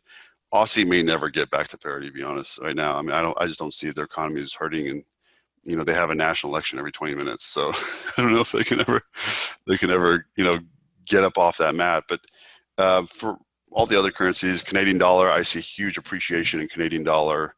I mean, every chart I look at on CAD and even Swiss franc, I'm just seeing extreme strength, and I can't justify it, fundamentally, but that's just what I'm seeing in the charts. I'm seeing the CAD is going to have a massive strengthening here soon, which would then take it to parity, because right now it's below. Anyway, so this is the 10-year, kind of gives you an idea, and obviously this has an impact on currencies.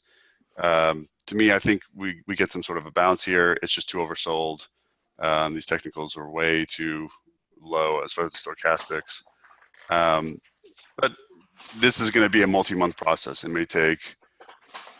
Now, keep in mind, this also ties in with, I believe, my dollar consolidation thesis. If this is going to happen at some point, I think there's going to be a softening, and then it'll bounce back up and then come back down. So that period of, was it 1, 2, 3, 4, 5, 6, 7, 8, 9, that kind of ties in with my April 2020 timeframe too. So if we do get some sort of a bounce and rejection here, the timing is lining up from what I saw on the dollar chart, which is right here.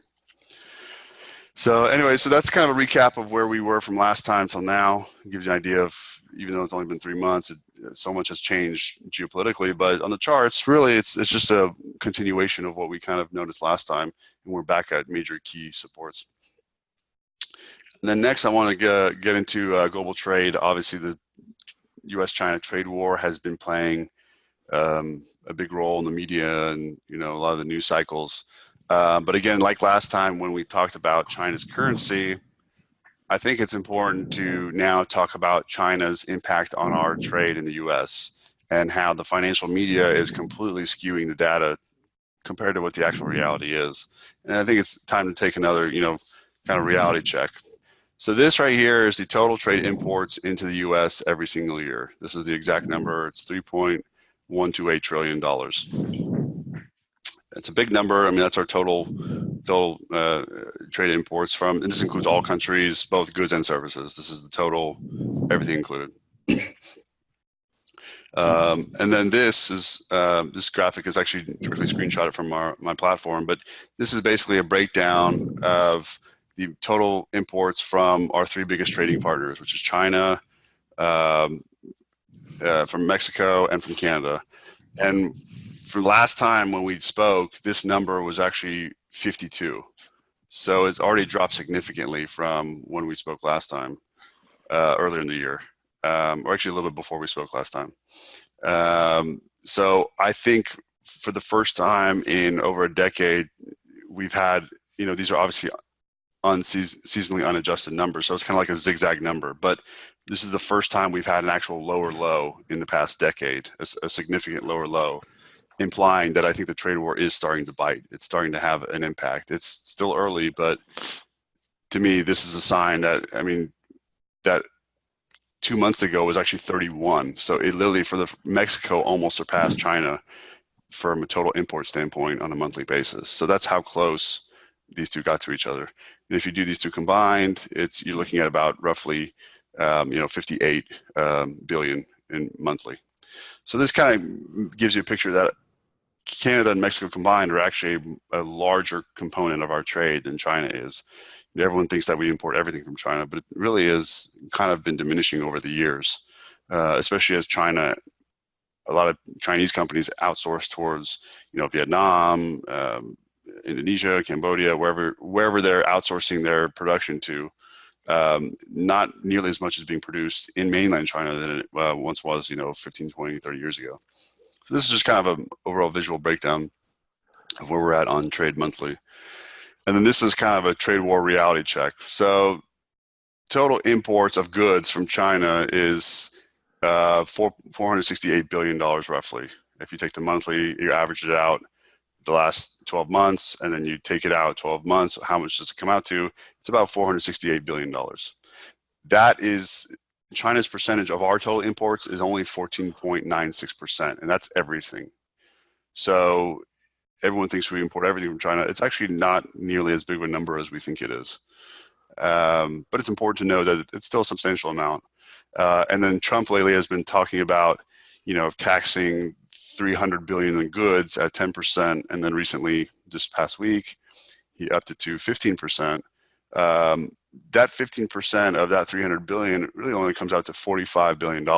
And when you compare it to the total trade, it's only 1.43% of our in relation to the total trade imports report every year. So it's not a massive number. I know the news media likes to sensationalize it, make it like it's a huge deal, and I know it affects financial markets, but from an actual trade standpoint, he's basically giving them a slap on the wrist. Obviously, they're being offended and they're taking offense to it out of pride and whatnot, but just to save face. But in reality, it's not having even if you were to tax it at a higher rate, it's not. I don't believe it's going to have a massive impact on an actual trade from a kind of a macro perspective. So is the strategy, since you get risk off when you get these tape bombs, et cetera, to buy every break because it's not a big deal in risk, buy risk on these bad headlines?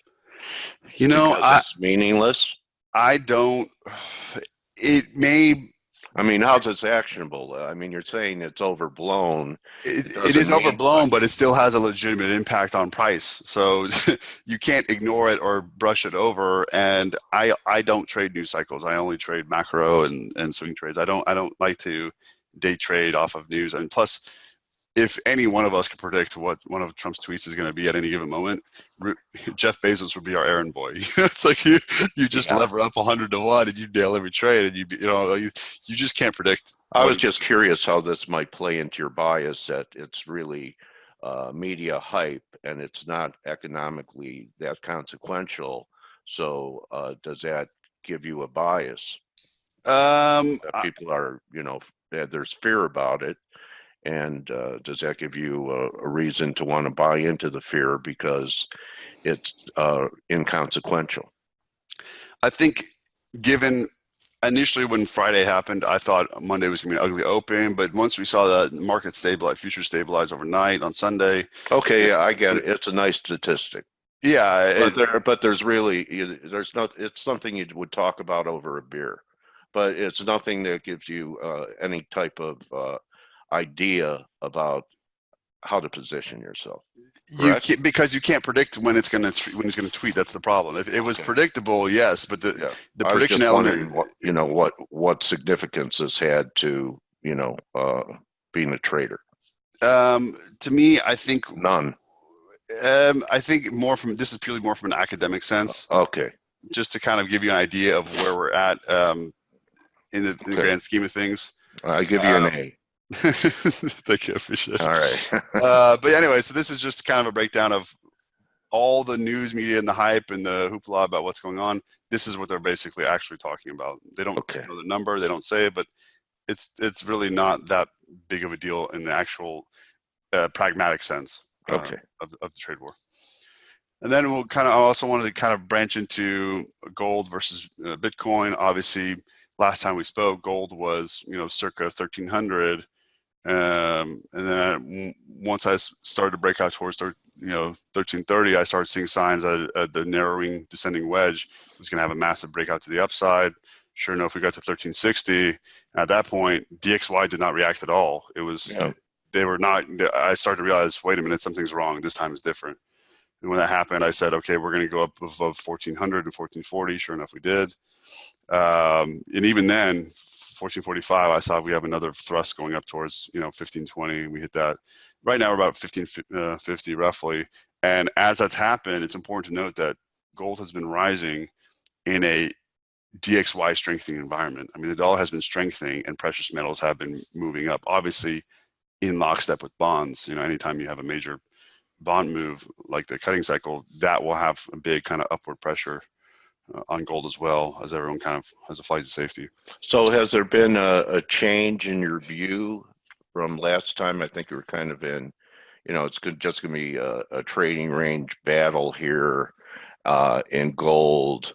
And, I think you were kind of in Hendrick's camp that we were going to have a lower gold market going forward. Do you still think that could happen only from higher levels, or the levels are in and we're going to 2000? The difference obviously between Hendrick believes it's going to happen now. To me, I believe the dollar consolidation thesis is actually supportive of precious metals in the short term. And I thought that's why, we're at 97 or 98 and change now.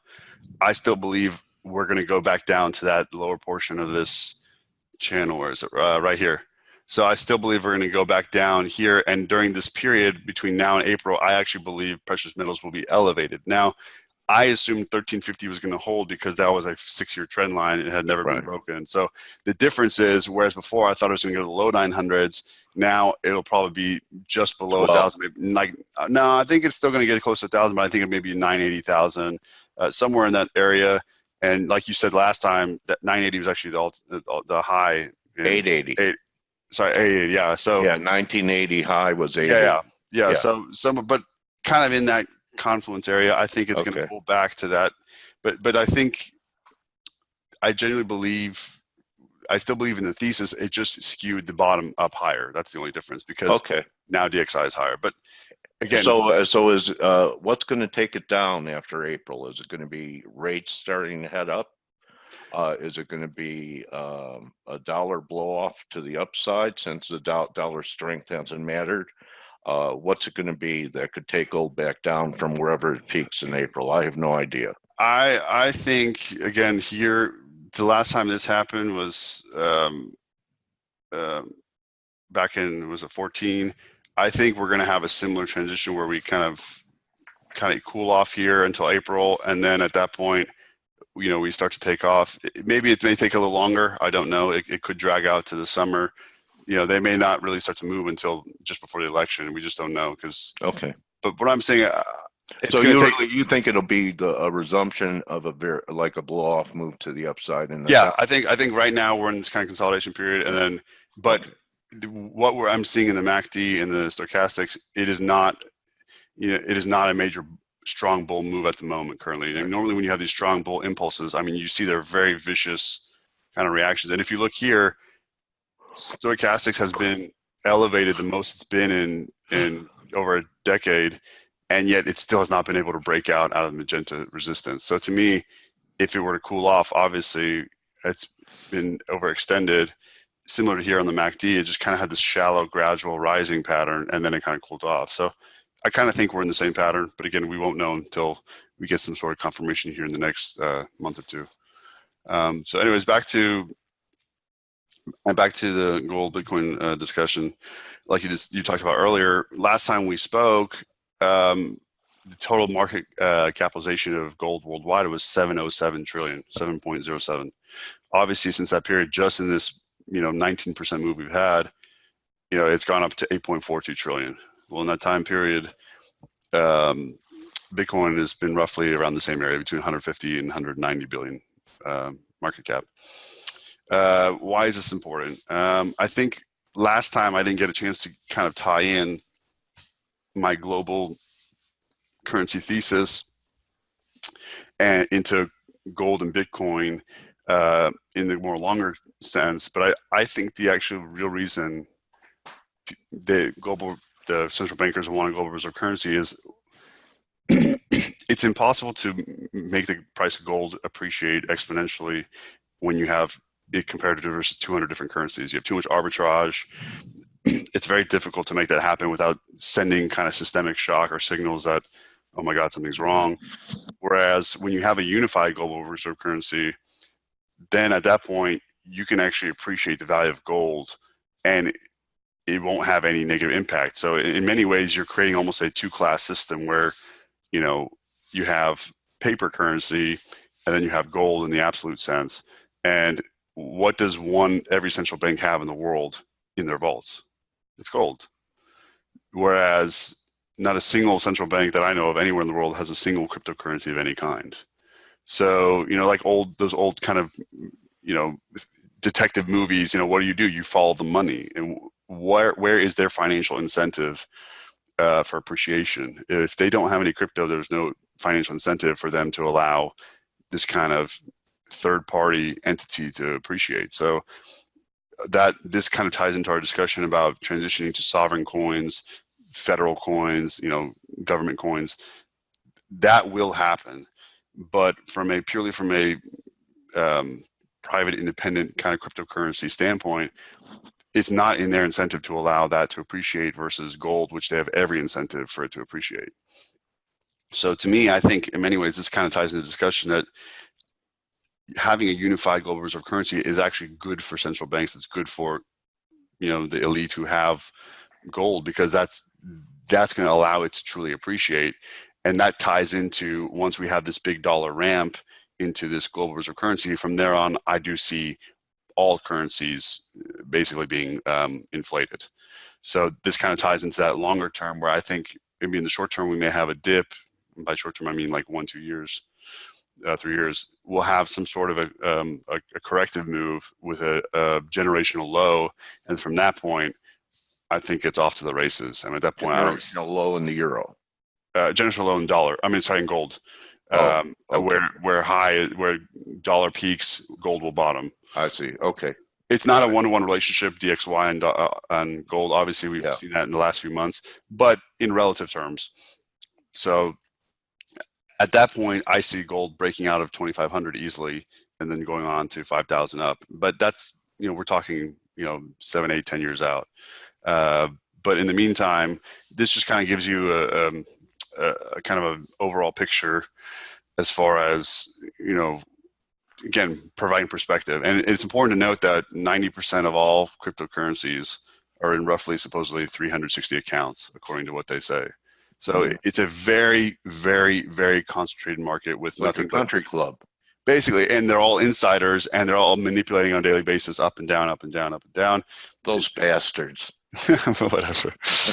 It is what it is. I mean, whether it's that or, they don't have market makers, but they're basically acting like market makers, ironically enough. Those shysters. I know, but right, but it kind of gives you,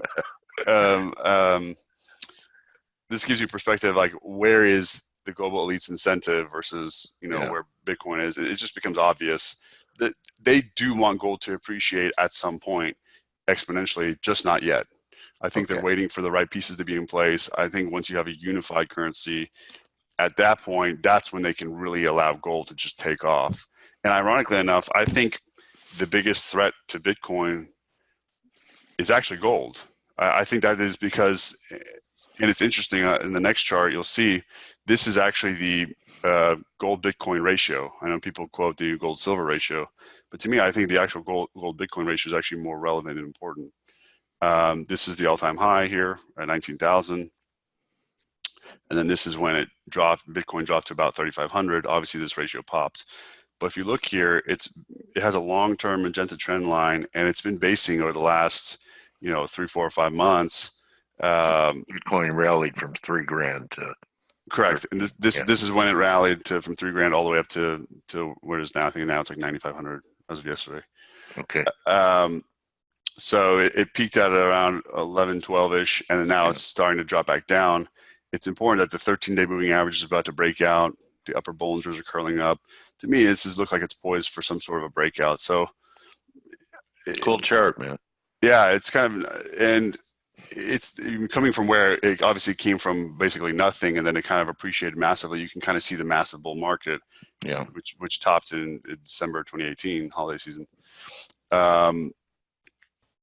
And I think this could, ironically enough, I know Bitcoin was created to replace gold, become a digital form of gold, but ironically enough, I think it's the gold itself that could actually end up hurting the demand for Bitcoin the most, because if they finally let gold do what it's actually naturally supposed to do and appreciate, then which one would you rather choose? If you had two assets appreciating, but one could go, you would rather put your money in gold because at least it's legitimate. You can have a physical, tangible form. You can have bullion. It's been money for 10,000 years. I actually think that's actually poses the greatest risk, other than sovereign coins, is actually the precious metal itself that it's supposed to be based on.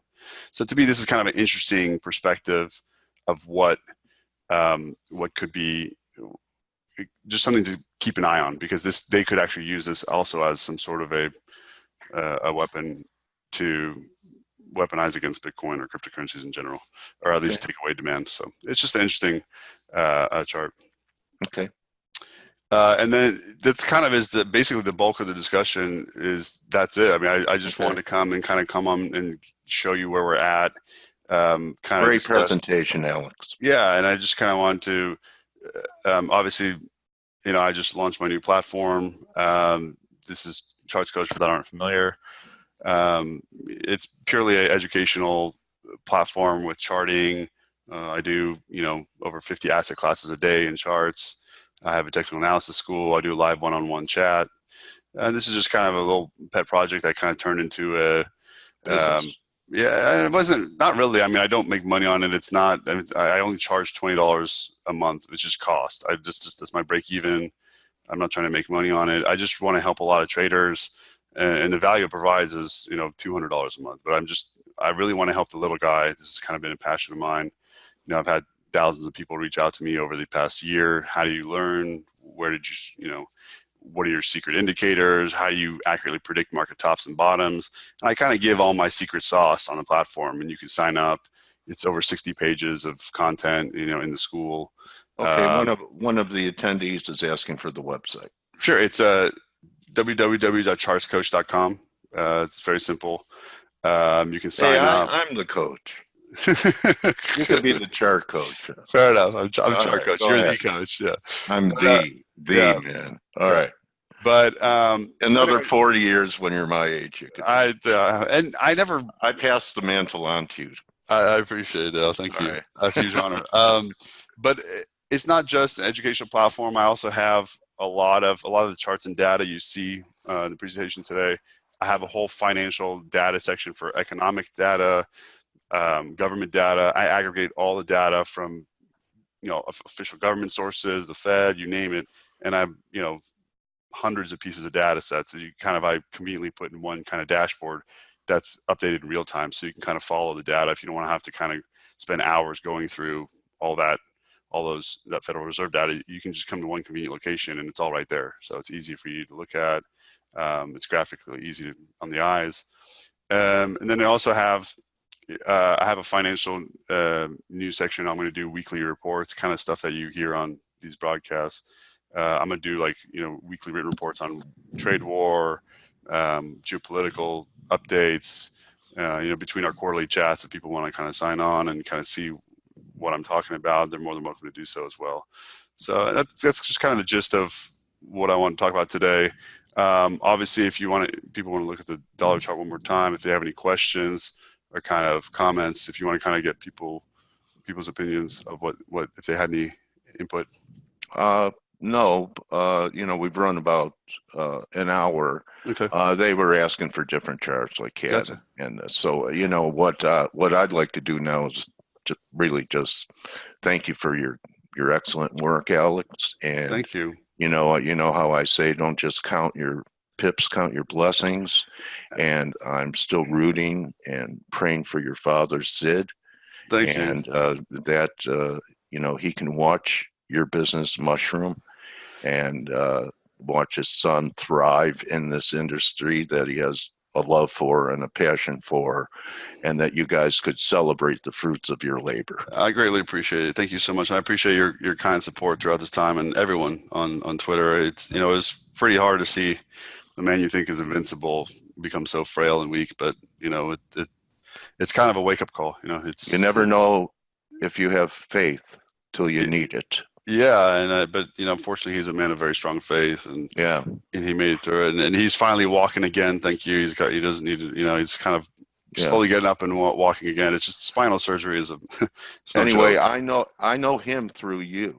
That's correct. And the apple doesn't fall far from the tree. Thank you. That's very kind of you. You're a good man, Alex. And I appreciate it. Thank you so much. Want to thank you for being with us again, and we'll do it again a little bit down the road and see what other pearls you have for us. You dropped enough pearls on us to string a necklace.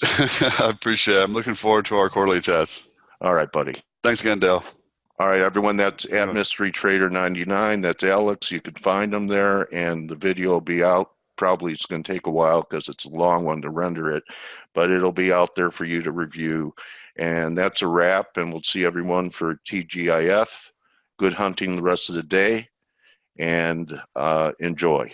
Remember, money comes and goes. Time is gone forever. Make it count. Adios.